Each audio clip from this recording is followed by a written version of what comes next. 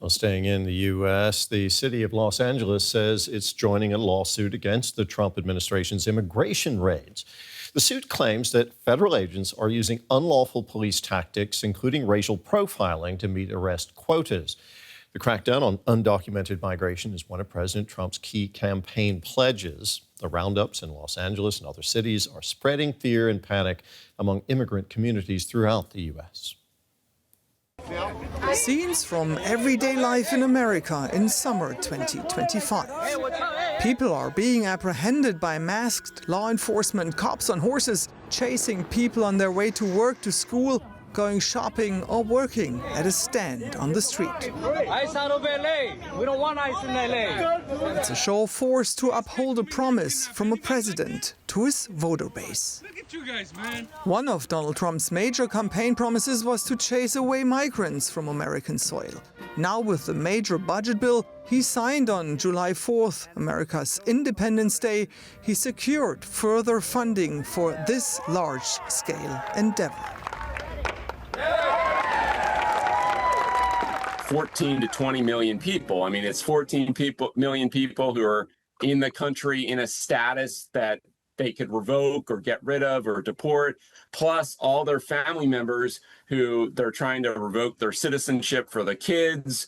The spouses are likely to go with them. But we've never had a liberal democracy engage in anything even close to what we're seeing take place right now in the United States.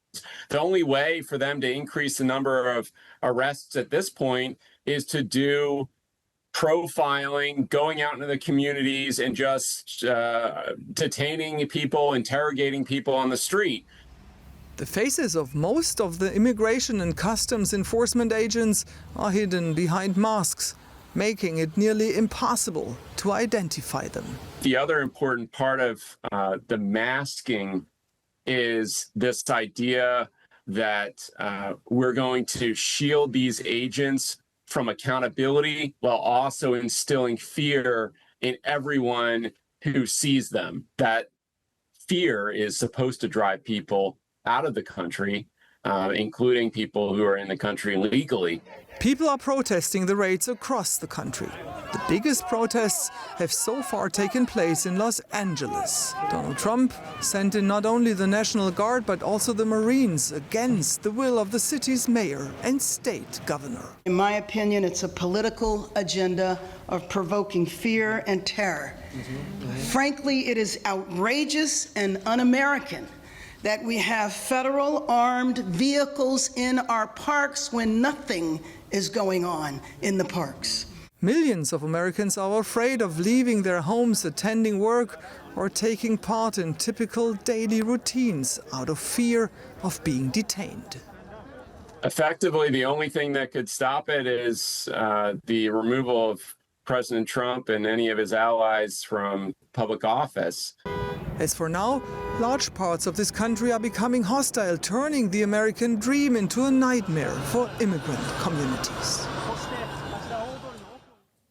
And our U.S. correspondent, Benjamin Álvarez Gruber, is currently here in Berlin and joins us in the studio to talk more about this. So, Benjamin, what happens to undocumented migrants after a raid? Where do they go? Where do they get deported to? So there's a huge network of different centers, some operated by ICE, some are private centers that work together with ICE.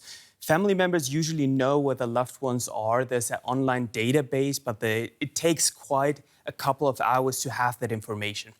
Usually 24 to 48 hours, so they know exactly where they are in those jails, but that means that they are under the custody of the US government, because the other cases that you just mentioned, those who were deported and how the relatives find out that they were deported, for example, to this high-security prison in El Salvador, Secot, they just disappeared from the system. They are cases of alleged MS-13 members, gang members that were deported to El Salvador, others that were deported to South Sudan. And also that President Trump is trying to get new deals with these West African leaders that he met at the White House for them also to take back migrants that are not even their citizens. Many immigrants in the United States now are afraid to even leave their homes or walk the streets. These raids can happen anywhere at any time. Has a climate of fear set in among the migrant communities in the U.S.? Totally. And this is not only affecting the migrant community. There have been cases of U.S. citizens that were detained. A man in Arizona, he was detained for 10 days. ICE agents did not believe that he was a U.S. citizen. They said that he faked his permanent residency. I mean, he is a U.S. citizen. But we've seen so many cases and talked to people and traveling around in this country of people that are afraid to go to school with their kids because they might be detained, and then the kids are just standing there. And the way that this actually happens with these agents ambushing them on the way to school, on the way to work, and this is not only happening in big cities, in small communities, in restaurants. So there are people that just are afraid to go to restaurants because they might be detained and deported.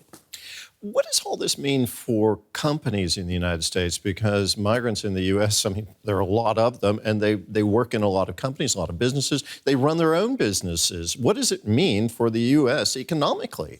And that also shows within the Republican Party how there is kind of a shift between those that are on the ground that have a lot of Latino community, and they say it's just not possible. Who is working on the farms? Who is doing the agricultural work? Who is working in construction? Who is working in restaurants? And there you see some Republican lawmakers saying we need to make a distinction. And the crazy thing here is that you create this fear, and then if ICE shows up or not, that's just not important anymore because you created this fear. There was a market in Las Vegas that closed without ICE even being there. But alone having this fear of not showing up to work, of not knowing what will happen, and how can you actually communicate to your loved ones when you were detained? So yeah, it affects the whole community and everyone surrounding it, because those who are U.S. citizens are also targeted by these raids or by this racial profiling by law enforcement. It's not as if you can just kind of separate migrants from the rest of the U.S. population, that easily. Why don't ICE personnel wear badges that identify them? Is this not a requirement when someone is being apprehended and arrested in that way? So it's different to police, to law enforcement that have an ID, that have a name, because it also comes with accountability.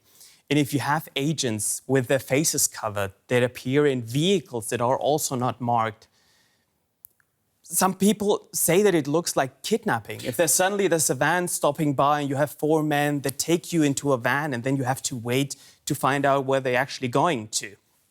ICE says it is to protect the agents. There have been some apps now to, for example, report movement by ICE in case they show up in your community, to also kind of protect people. And that's very interesting to see the reaction of the community, of filming them, of saying if they're there, trying to help those who are being apprehended. So there have been some interesting also counter movement basically by the communities of saying, no, you're not allowed to go here, especially in those sanctuary cities and sanctuary state where the Trump White House, of course, wants to be extra harsh with the local politicians too.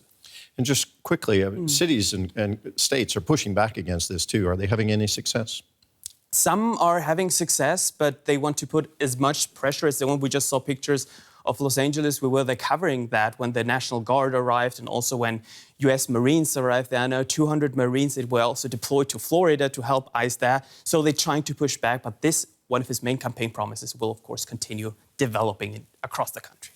Benjamin, great to see you. Our U.S. reporter, Benjamin Álvarez Gruber.